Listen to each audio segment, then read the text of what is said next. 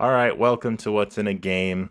I'm Will Jones. I'm here as always with Grace Jean. How you doing, Grace? I'm doing pretty good. I woke up kind of early this morning so that I could watch gymnastics as I do. Because gymnastics is usually, I don't know, I guess some of the events were early in the morning and some of them were like noonish. But yeah, that's my I guess, second favorite Olympic sport now. It's interesting because when it comes to the Summer Olympics in particular, before I really got into basketball, gymnastics was the only event that I ever really paid attention to. Of course, I'd known about, the Michael Phelpses of the world, the Usain Bolts of the world, etc. But I didn't really follow those other sports. But this year, watching basketball, watching gymnastics, and just trying to keep track of, which channels everything is on, I've been browsing, let's say, a lot more than I had in the past. Obviously still watching gymnastics primarily, but besides that, I've really enjoyed watching volleyball, both indoor and beach volleyball. I don't know if you have you ever watched that before, either like professionally or at the college level? I watched some Nebraska volleyball because Voya, who was on our show recently, he's in Lincoln, Nebraska. He's going to school there, I believe, for some kind of PhD. Anyway, he lives in Lincoln, and the girls' Nebraska volleyball team is like massive, and they did this really cool. They like filled the football stadium for a volleyball game.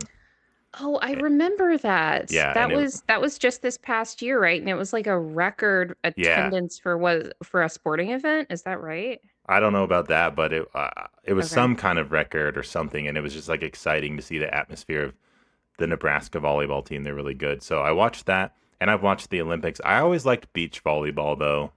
There's just something about the 2-on-2 out on the beach, Mm. and I don't know if it's because Yeah, the Chris indoor Marlowe's volleyball, doing it that I it like. gets a bit crowded. That's right. Chris Marlowe was doing the call for the beach volleyball for sure. Have any of the teams like stood out to you? I'm actually really impressed with, is it Nuss and Cloth are one of the teams for Team USA in beach volleyball. I really like watching them play. They're like a really cool, I think, offensive team because they have so many, it feels like they have a lot of different like shots in their arsenal. Like I didn't even know that there were like different kinds of shots in volleyball because all I knew about it was spiking the ball. I was very bad at, well, really all sports in high school, but especially when we played volleyball in gym class, I couldn't even serve the ball over the net in like however many tries that they gave us. That was fun. I actually just looked it up, and that Nebraska volleyball game, it was a record attendance for a women's sporting event with over Women's sporting, 92,000 fans. Yeah, right?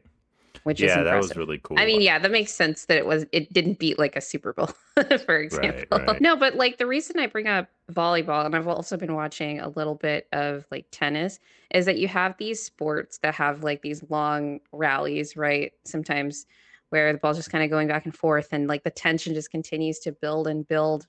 And I think it was Betsy Cash Money that was making this point online about like these kinds of sports that uh having more continuous flow in the play of like any sport uh actually builds audience engagement, and it's one of the things that I do definitely appreciate about both volleyball and tennis, which I haven't really watched since I was like a very young child, but I watched a bit of it in these Olympics. So, yeah, that's basically what I've been enjoying when basketball isn't on. Of course, like in gymnastics, like the U.S. women have just been absolutely crushing it. Simone Biles just winning everything. Suni Lee coming back with her stuff, everything that went on with her like kidney disorder, that she had to take some time off of the sport and then come back and didn't even know if she'd be able to compete, let alone compete at this level, and already has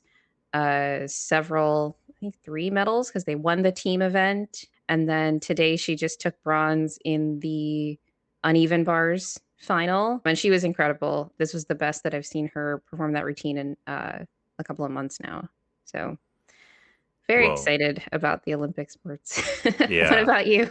I always loved swimming. Swimming, like just growing up watching the Mm, Michael Phelps saga was amazing. And the USA's not as dominant this year in swimming, But Katie Mm, Ledecky still got a medal, which was great. I'm glad she at least, or like she got a gold medal, so I was excited about that. Yeah, we've been watching basketball. This is honestly the most Olympic basketball I've ever watched. Usually mm. I'm just like, I don't really watch that much because I always just assume the USA is going to win. The other one that I really care about, at least recently, because it's a new sport, is street skateboarding. I always watch the skateboarding. Nigel Houston got bronze in that, which was kind of disappointing because he's never won a gold.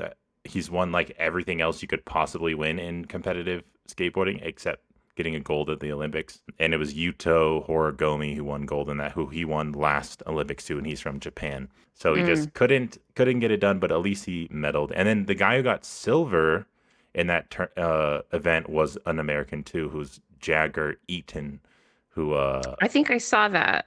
They would think they had the replays of that on yesterday. oh, cool. Yeah, it's a fun one. Like you do a little routine in the whole skate park and then you do a best trick and then your whole like total aggregate score across those two Mm. events determines your final position. So it was cool. Two Americans in the top three. But yeah, it was a fun event. I watched Djokovic win the gold this morning. So he got his first Olympic medal.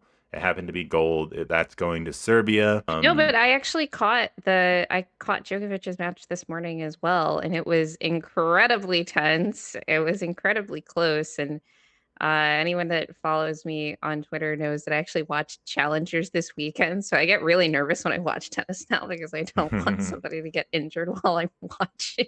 Yeah. I hate that.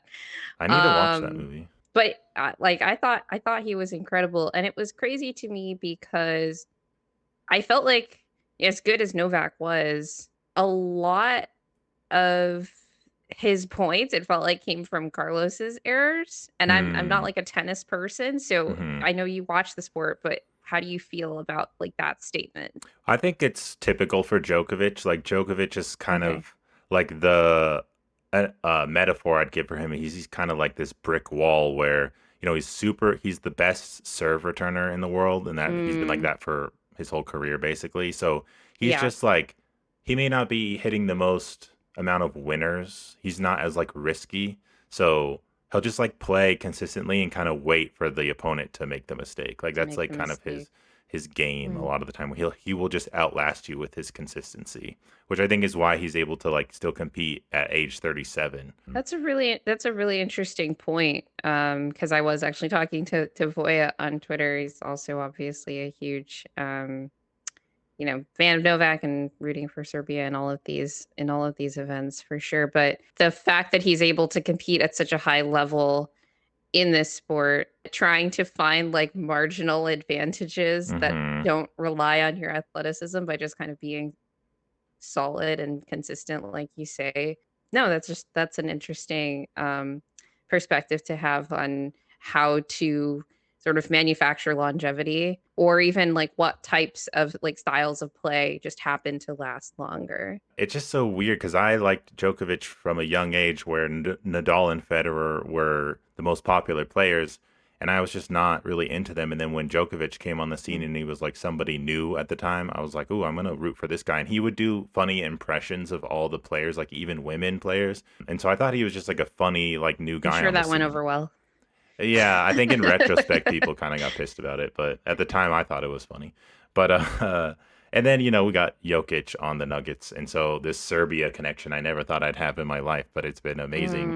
So I Mm. was really I was actually proud. wondering about that. So you were actually a fan of Novak first, Yeah, I and you was. happened to Yeah, watch tennis, and I've been then a fan Jokic of came him to your for team, and yeah. The two sports I played in my life was tennis and basketball, so it's kind of cool that like these are my two kind of favorite sports in a way. Will's trying to become an honorary Serbian, you guys. So Yes, let I'm us know trying. if he's done enough in the comments. I'm rooting for Serbia in the Olympics, who they just had their last group stage game, and then we had the draw after that.